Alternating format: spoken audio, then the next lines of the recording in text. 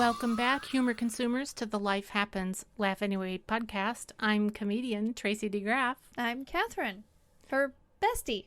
You hesitated. I know, because I all of a sudden wanted to say something different, like not comedian, and then it was like it went over like a lead balloon in my head. All in that span of time. Wow. Yeah. There's a lot going on over there. Well, if you're new to the Life Happens, Laugh Anyway podcast, welcome aboard. Doot doot. Mm-hmm. Here we go. I just feel like I want to give a little description of what we do here. Yeah.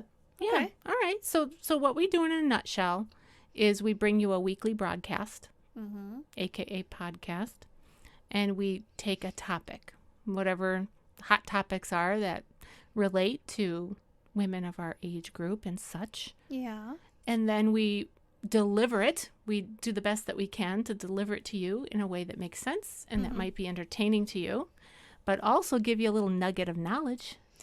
Right? Well, that's the hope. Yes. Nugget of knowledge Yes. to apply. And then we end each episode with some spiritual encouragement. That's inspiration. Yeah, that's the nutshell of the Life Happens, Laugh Anyway podcast. Right. And you mentioned the audience being women our age. What age are we? I'm 55. How old are you, Cathrine? 52. Okay, you want me to tell them what happened? I'm going to tell them. You'll happened? come along in a minute. Well, I was going to also add, though, but I find that a lot of young people listen to our podcast. Yes, they do. Yeah. We love all ages. Yeah. Right. All right, young or old. Here's what happened in the pool the other day. What happened? Oh. Cathrine and I went to the pool, and I'm looking at her like, what are you going to say? we were in our class. We go and do like pool aerobics at the gym, whatever it is. And we're in the class, and Cathrine gets up to go to leave because she wasn't feeling good. She had a headache and was not feeling well, so she got up to leave. And remember, you said something to me. You said like, you said, I'm going to leave. And I was like, oh, okay. So she leaves. You said, you don't have to ask me. And I was like, I know. I'm just letting you know. Well, then a woman that we've been in the pool with forever. Yes, what'd you say? What'd you say, Tracy? Catherine's excited. She realized that Cathrine had not come back, and she goes, "Where'd your daughter go?" I'm like, Mama. I'm like, you mean my best friend?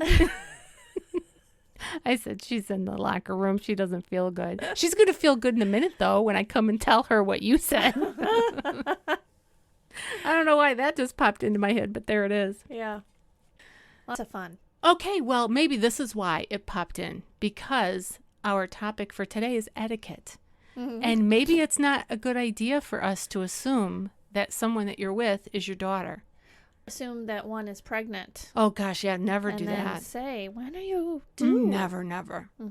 Yeah, don't assume stuff like that. Right. And then you won't be stuck there with your size 10 in your mouth, or size 8, or whatever size you are. All right, well, let's move on. Yeah. We're going to talk about etiquette today. And we've got 3 basic takeaways that we're going to make sure that we cover. One is the history of etiquette. We'll just talk a little bit about that. Yeah, just a little. Yeah, because We don't want to bore bore you. people. Everybody's sleeping. We're going to talk about what the word means. It's a French word. You could tell from the way it's spelled with the Queette. And then finally, we're going to talk about etiquette post-COVID. Yeah. Because here we are now post-COVID, and we're never going to be not post-COVID. So now COVID changed some stuff, and we're going to discuss that. And time always does. Anyway.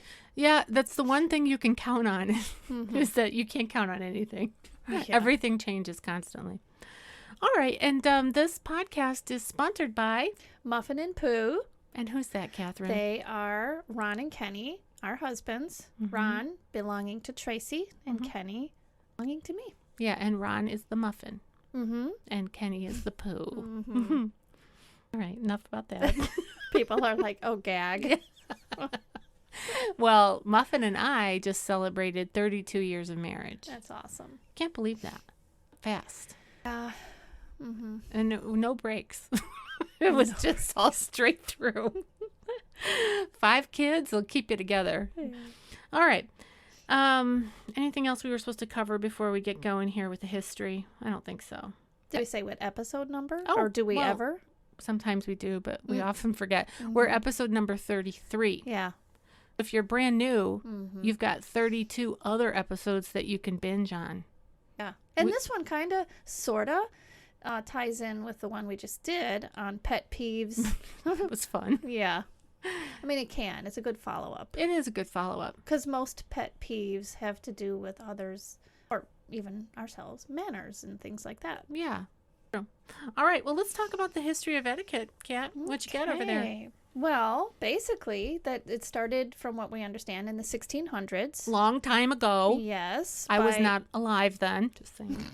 Right. By one of the Louis the Kings. I don't know which one. Got a lot of Roman numeral numbers behind his name, and I looked at it like, too much thinking. Okay. But anyway, and people were treading on his garden. And so he put up a sign, like something about "don't tread on my garden," which was etiquette. Was how etiquette came to be. And today, basically, it's kind of like the same thing. Stay off my grass. and that's it. But really, it's kind of a what did we say that it was? Just basically, it's like a guideline for living in a polite society. Yeah. Some guidelines. Well, and we talked about it being mindful. Yeah. It's etiquette in a nutshell. It's us being mindful and conscious of other people's how our behavior affects them. Here's a really good example. We were in the pool this morning. Oh, what happened? Well, the pool was pretty full. Yeah. And because we're back. Very full. Yeah, we're back now. Because during COVID, of course, the gym was shut down completely. And then when they came back, they only allowed, what could fit appropriately, whatever. Well, now it's packed. And there was this poor woman who kept on moving back and inching back. I don't think she really realized. I think the current was taking her in the pool. Mm-hmm. Anyway, Kat had to move completely over. A few times. Yeah. I'm sure. But that's an example of not being mindful of how your behavior is affecting other people. I don't think that she was being intentionally trying to annoy anybody. No. But I think she just was oblivious. Yeah. Right. She's just not aware. Yeah. So etiquette, it's different than protocol. That's one thing I learned in our research that I did for today's episode, is that protocol is more black and white. Prim and proper. Yeah, you do this, you don't do that. It's but etiquette is more mindful, and it's also situational. It depends on the relationship between you and the other person. It depends on the setting. Is it a formal setting or is it a casual setting? So it's kind of like what's acceptable to a certain circumstance. Yeah. All right, what else you got about history? That's it. All right. Simple. Okay, so we talked a little bit about the history. Yeah. Go ahead. I wonder how the French say etiquette. Is it etiquette? Etiquette?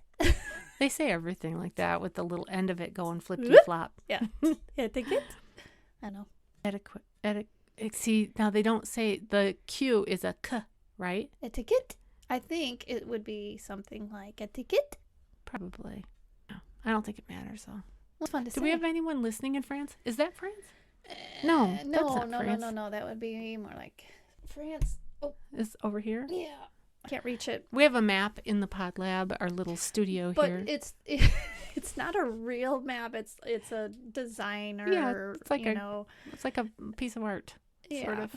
Mm-hmm. Anyway, all right. So the French came up with the word etiquette, and it was some Louis, King Louis somebody. Mm-hmm. And here we are today. So let's get to our third point right away.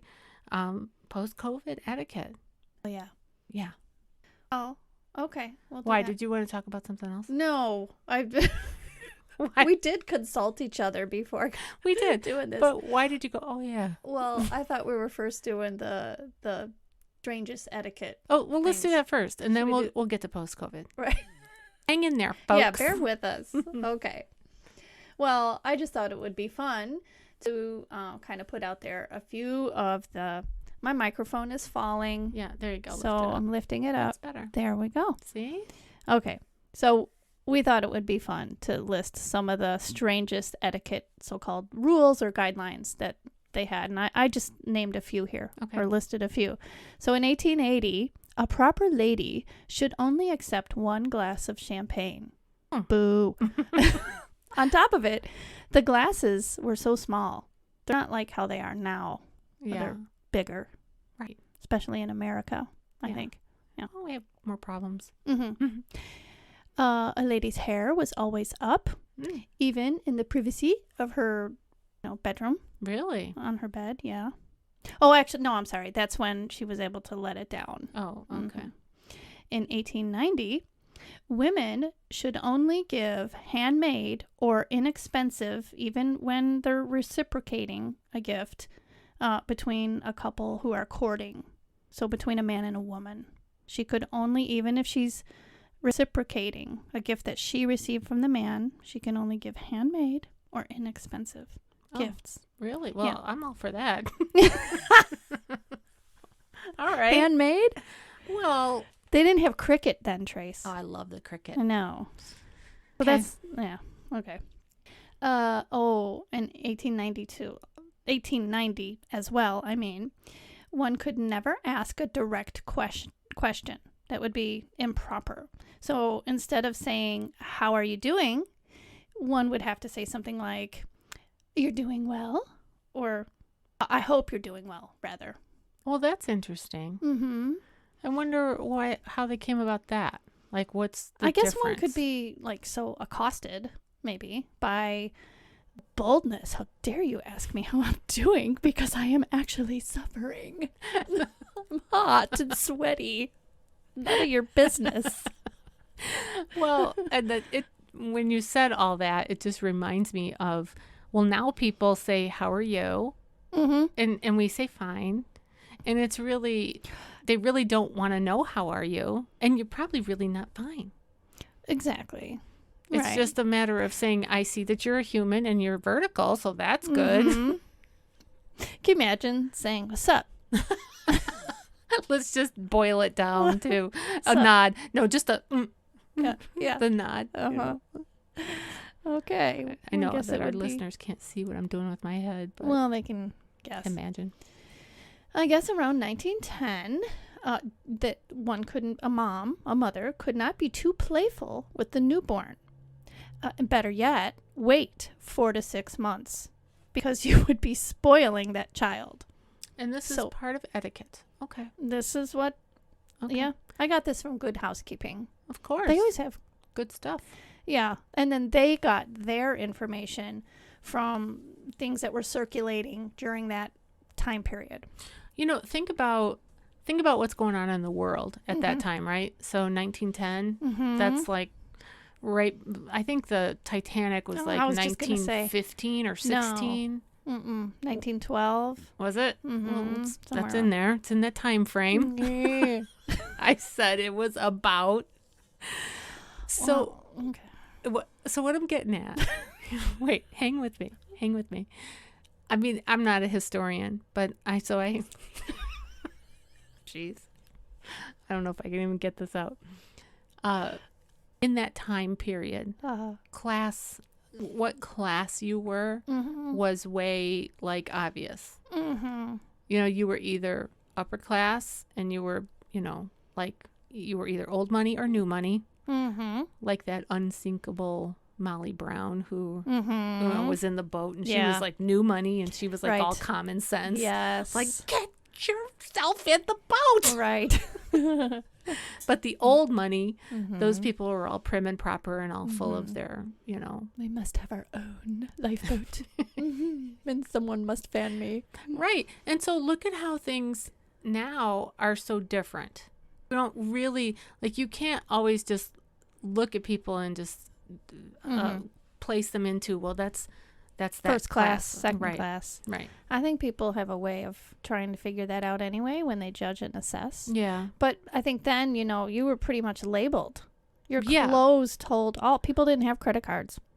Right. So you wore what you could afford. afford. And there were also societies that were, this is your lot in life. You're cast in this group. You're not to leave it. And you're not to marry outside of it. You're not going to progress outside of it. You're not going to become new money. because you are in this. Yeah. So just the thought of etiquette under those terms and kind of in their little categories. Mm-hmm. I don't know. Just strikes me. Yeah. Well, that's probably why every decade or more things change. People are like, Yeah. I'm not putting up with that. Yeah. This one, I only put the really strange ones, in my opinion anyway, Mm-hmm. in around 1910. One, a woman in particular, was to refrain from impure thoughts, especially if pregnant, or else your baby will be ugly. And once the baby's out, the baby would be colic if you had impure thoughts. Well, then there's a lot of impure thinking going on out there because there are a lot of lizard-like looking ugly babies that cry. Yeah, and saying. define impure thoughts too. I mean, that's pretty general, Wow, that is interesting. Mm-hmm. Man, I'm so glad that I wasn't around in those days. Well, they didn't have air conditioning, so I would not have been a happy camper. No, No. you would. Mm-mm. Right. Thank you, Jesus. Mm-hmm. Okay, go on. Okay. And I don't know if a lady could be seen sweating. I mean, that would just be, Could you just see me all buttoned up in one of those gowns? Like buttons all the way up to the top. My head would blow off. You would be crying. I would know be. it. You would be. Remember about Humpty Dumpty when I was inside? Yes. My mom made me a Humpty Dumpty costume and I was in there crying. Mm-hmm. That's how I would be. Mm-hmm. Anyway, go Yes. All hidden and Okay. In the 1940s, on. proper hair care and excessive brushing was a thing. 100 strokes. What? Brush till your scalp tingles. Now, I can remember my friend Debbie telling me that her mom had always, as she was growing up, they had to brush their hair. Poor And I remember Debbie. her saying 100 times. Well, I don't think Debbie had to do it, but her mom. Debbie's hair was very, very curly. Yeah, that'd tight, be hard kinky, curly. So I that'd don't be know hard how. to brush. Yeah. Mm-hmm. But I remember thinking, awesome, because I wanted my hair to be shiny, and I quickly grew out of, Yeah, the trying to 100 keep up with strokes. 100 strokes a night. In the 1940s, a woman shouldn't hold her liquor. So meaning not that you can't hold it in your hand, but that you can't be seen being able to tolerate it. Oh. So I thought, what's better?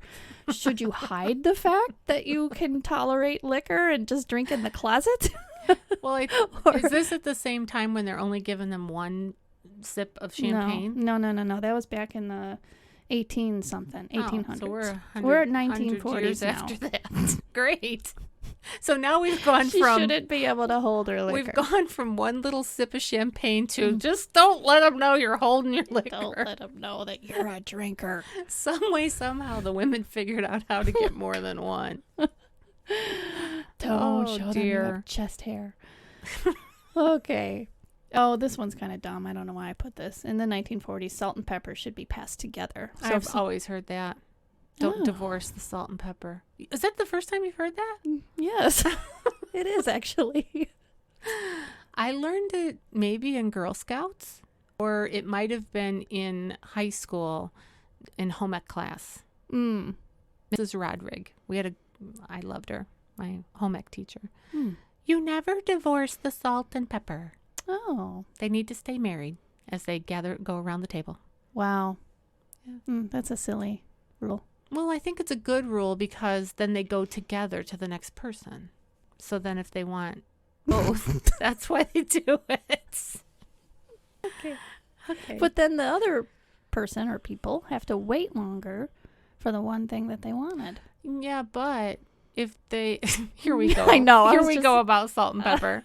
But if you have mashed potatoes, right? And you've got your butter on there and you're getting ready to eat it. Mm-hmm. Well, if you're a salt and pepper person, like you want both salt and pepper, you're going to wait anyway. So that's why you want them to arrive at the same time to your potatoes. Okay. Anyway, let's I was just thinking bad etiquette would be to get aggravated and shake the salt and pepper in your partner next door to you's hair. That would not be good. No, I would not advise it. I don't mean next door. I mean like seated next to you. Yeah. Okay. Whatever. That was goofy. I thought this was interesting that in the 1960s, so as late as the 1960s, the Sears Discovery Charm School was busy turning young girls into refined ladies, and again in the 60s and 70s, teaching them subjects like exercise and diet, voice, speech, modeling, skincare, grooming, makeup, fashion, and manners. And the 70s was like the liberation of women, so kind of took me as by surprise, really. You know what went through my head as you're reading that list? All the YouTube tutorials on makeup and how to do this and how to do that. Well, women still care about all of that, but it's not the be-all, end-all of survival. No, it's not the most important. Although, I mean, there's definitely an emphasis today on, looking your best. I think that's probably been forever, right from the beginning, and it'll probably go to the end. But, the eyelashes with the... Yes. And even, have you seen cars with the little headlights with the big long eyelashes? No, I have not. Oh, yeah. Especially like little Volkswagens. Really? Yeah. They're kind of cute. So cute. Yeah.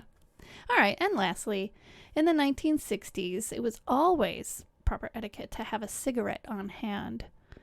A lady. That was before the lawsuits. Well, yeah, I guess. I don't know when the lawsuits happened, and if a woman was to light a cigarette, then the man, even if he didn't smoke, should always have a lighter to light it for her. I agree with that. Be prepared to serve me, your queen.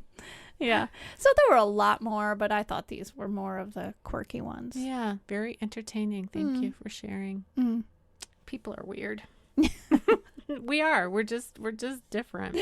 And to think those put in place to not be weird.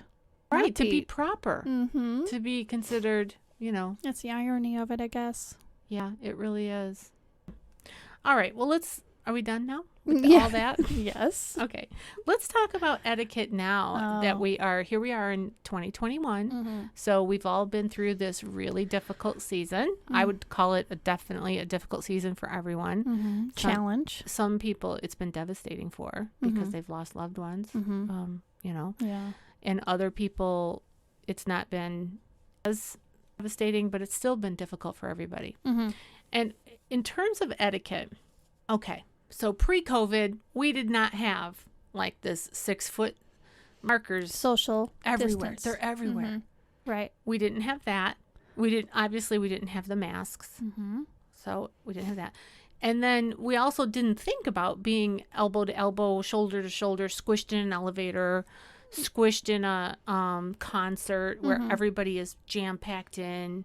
I see videos now of things that were, pre-COVID, and it's like, wow, I can't believe that we were rolling like that. Yeah. I mean, I've always been conscientious of one coughing behind me or sneezing and, things like that, or even... Well, what I'm saying is that's you as an individual.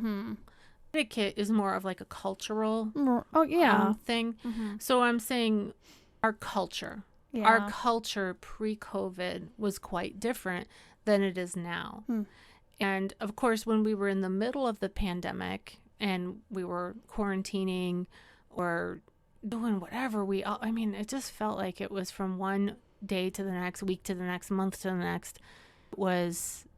do this protocol, do that protocol, do the, you know what I mean? So many changes. So now here we are. I mean, I guess I'm calling it post-COVID, but the second thing, whatever the Delta thing is, could make a comeback. But let's just say that it doesn't. Lord, please don't let anything else, get in the way. But how do we move forward from here? Because everybody's got their own thoughts and perspective and beliefs and all of that. And how do we be conscientious of what the other person believes should be the protocol? Right. Yeah. It's a challenge. It's a huge challenge. Well, I found an etiquette expert who was actually addressing this very issue. And this was it was interviewed by Paula Rizzo, who is like an organizational person. Like she helps you get your stuff together. And she talks about etiquette and stuff too. Well, she interviewed Jacqueline Whitmore, and She's specifically etiquette expert. She said it's about mindfulness, which we already talked about. That's where I got that word, was from her, but being mindful. And it's being mindful about how your behavior affects others, like we said, and being mindful of other people's feelings. Oh, okay. So even though our mindset might be one way, the idea of etiquette is to be mindful that someone else, their mindset might be a different way. And so she says it's way more than just forks and knives and trying to figure out which one goes on the left and which one goes on the right, and when do you use one for the other. She's the one who said that it's not black and white. Okay. It's situational. So it's not prim and proper. It's not just manners, or maybe it is more manners. Okay, it is manners, and it kind of is. It's kind of like all of it rolled into one. So it is prim and proper, it is manners, but it's very situational. So like when we were in the middle of the quarantine, we had mandates that were more, that was more black and white, you know, and across the world, there were various levels of punishment for not following those mandates. Okay. And here in America, we're not used to mandates, not so much. That being said, like during the quarantine, we were schools were shut down, right? Schools were closed, and kids could not go to school, and they were going to school from home. Well, now they're getting ready, gearing up for the new school year, the 2021-2022 school year. Now they're getting ready to go back to school. So there's all of this talk. And I just went last night to the school board meeting. And our little town here, there was quite a bit of discussion about whether or not the students should be masked or should not be masked, or should it be optional, where you could wear a mask if you want to, but you don't have to. It's not mandated, but you can if you want to. And that turned out to be the way that they decided to go ultimately, was to make it optional, because the state of Illinois at this point is not mandating that all. They're saying it's up to you, local schools. So what do you think, Cathrine, going forward from where we've been, thinking about the pandemic and what we've all been through, how do we handle etiquette when it comes to relating to each other? I think really the key is just to think ahead and just think that things have changed. The person next to you may have a completely different view as to what is acceptable in terms of when you greet one another, or even just standing next to one another, handshakes versus the elbow bump, hug versus virtual hug, whatever it might be. Yeah. So I think that it's just a good thing to be thinking ahead of time, and then maybe make like a lighthearted gesture, like, I'm a hugger, but I understand if you don't, you know, that kind of thing. Yeah. So I think just be conscientious that, that there is an etiquette, or was an etiquette, of shaking hands. Women too, not just a thing for men, and that. I got something in my eye. Okay? Sorry. Yes, I'm okay, but it's just now that I started picking it, it's gonna be like I'm gonna have to rub it. Go ahead. Go ahead. Okay. All right. Yeah. Anyway, so I think that's the key. Just be conscientious and think ahead, and think about the other person's feelings or their fears, or whatever the case might be. That's the word that you just said, fear. That's one thing that I think that we should all be mindful of, is if someone else has a fear, regardless of what it is and regardless of where that fear comes from, to them, it's something that matters to them. And it's helpful if we come alongside and just be mindful of it. We don't have to, like, if somebody else is wearing a mask and we're not, or vice versa, however you want to put it, it's helpful to bring a little bit more unity to these United States of America. If we would just be mindful of, for whatever reason, they're that way, I'm this way. And to acknowledge it in terms of not like trying to invade their space or whatever. And if you're on the side of being fearful of still possibly getting this virus, because it is not a virus to mess around with. It just isn't. I realize that there's all kinds of medical stats out there, and people take the stats and they run them through the mill a million different ways to spit out whatever kind of information that they want to find. But all in all, it's not a virus to be messed with. It's really not. So if you happen to be one who is a little more fearful about being all jammed up into a crowd right now, and let's say that somebody goes up to you and puts their hand out like they want to shake your hand.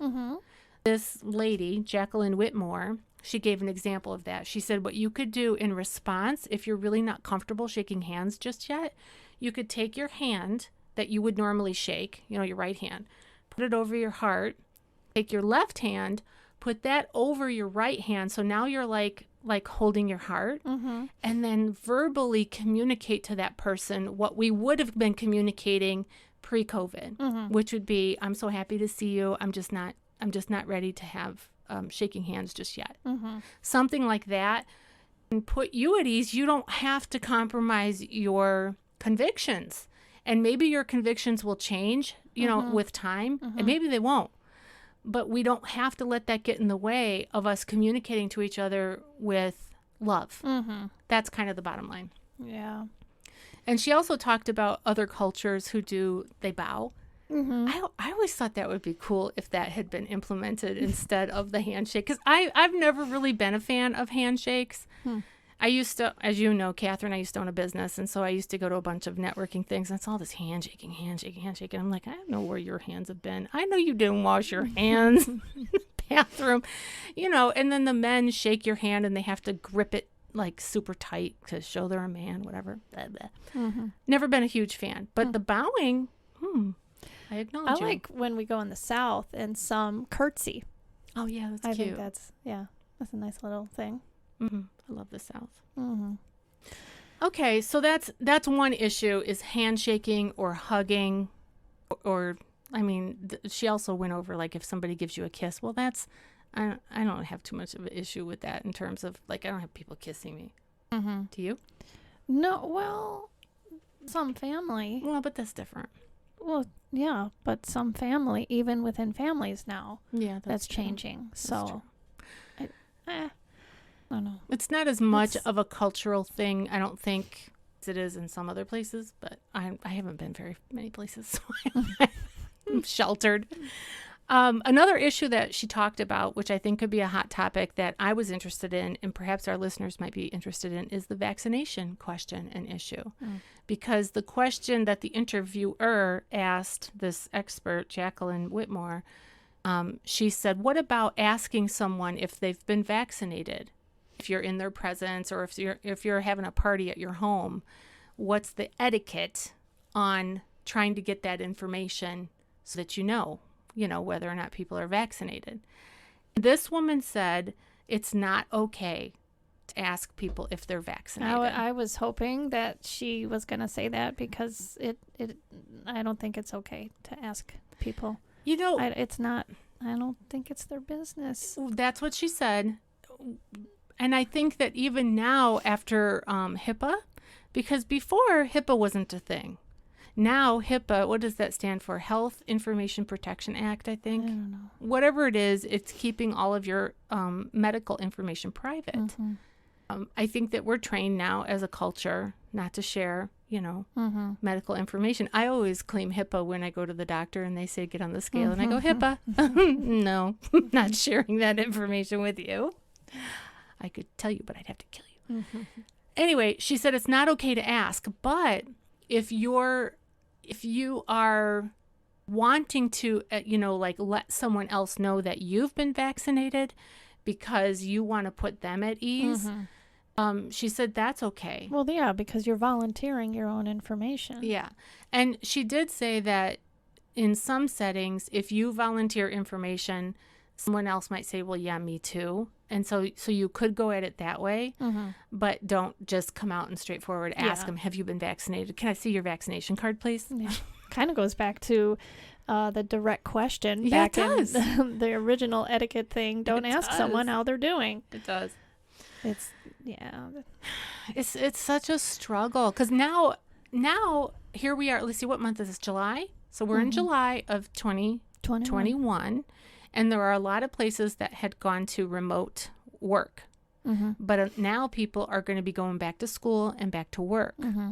Now you're going to be in with other people. What you going to do? Well, you got to put on your real pants. Not your yoga pants. Yeah, not your pajamas. You got to brush your teeth. Yes. You don't want to offend anyone. Right. And we got to get back to work, back to learning, right? Back to normal life. Back to polite society. Wouldn't that be nice? Wouldn't that be nice? Yeah, socially acceptable stuff. Yeah. Well, is there anything else that you wanted to discuss? Because I'm going to look up the verse. Actually, I have it here on my screen. Okay. And anything that we left out about etiquette? No, there's a lot to say about etiquette, in terms of we focused a lot on what it is today, post-COVID, post-ish, I guess you could say. Right, please let it be post. Yeah. But we acknowledge there's all kinds of etiquette for different things. How soon after a wedding do you have to send the thank you cards, things like that. But in this case, we're just focusing on what we're doing now. Yeah. Right? Yeah, because when you just said that about how soon do you send a thank you card, it just, to me, it seems so trivial now because we've been through this pandemic, which has been so serious. And so little politeness those ways seems, oh, I forgot. We have little things like that too. Yeah, although the little things can mean a big thing though to the recipient. Yeah. So I think that we should still be mindful of them. Yeah, for sure. Yeah. Because those little things can mean a lot. Yeah. Yeah. All right. Well, as always with the Life Happens, Laugh Anyway podcast, we like to leave on a positive note and we like to give you a little spiritual encouragement. And today, the verse that we thought was appropriate is Colossians 4, chapter 4, verses 5 to 6. And it says, "Be wise in the way you act toward outsiders. Make the most of every opportunity. Let your conversation be always full of grace." What if we had grace in every conversation? What a wonderful world it would be. Isn't there a song like that? Yeah. Okay. Always be full of grace, seasoned with salt, so that you may know how to answer everyone. And as Cathrine and I were discussing this prior to jumping on to record, we were talking about Jesus. If there was ever anyone who gave us a more, he was the perfect model of how to treat other people. And how did Jesus treat other people, right? He humbled himself, lowered himself. He was God Almighty. In Philippians it says that he didn't even grasp, he didn't even grasp it, even though he was God. Yes. Yeah. He didn't think of it as a thing to even be thought about. He humbled himself to the point of death on a cross for you and for me. While we were still sinners, Christ died for us. That's amazing. Yeah. So let's treat each other with love. Jesus did. Yes. All right. Okay. What else? It looks like you got call something to action. The call to action that we thought about was for all of us to think about this verse, to think about how in my life can I live out this verse, this Colossians chapter 4, verses 5 to 6. How can I be wise in the way that I act toward outsiders? So if you're going back to the workplace and now you're going to be on public transportation and you're going to be out and about, how can you be wise in the way that you act toward them and make the most of every encounter, of every opportunity? I think a good way to sum it all up is just put others first. Yeah. It's basically what that's saying in a nutshell. It is. And that's what Jesus did for us. So, all right, friends. Well, you've been listening to the Life Happens. Oh, wait, I forgot to say our next episode. Oh, yeah. It's diaries. Diaries, that's right. Oh, my goodness. We're going to read Catherine's diary. And yours? Well, I can't find mine, but I have my mom's. Oh, right. And she wrote about me being a crybaby. So we'll have some fun with that. If I find mine in the meantime, but we've moved a couple times, I think it's in the attic. Oh, it's hot up there. Anyway. Anyway, we're going to talk about diaries. And like I said, you've been listening to the Life Happens, Laugh Anyway podcast, and I'm still comedian Tracy DeGraaf. I'm still Cathrine. See you next time. Goodbye.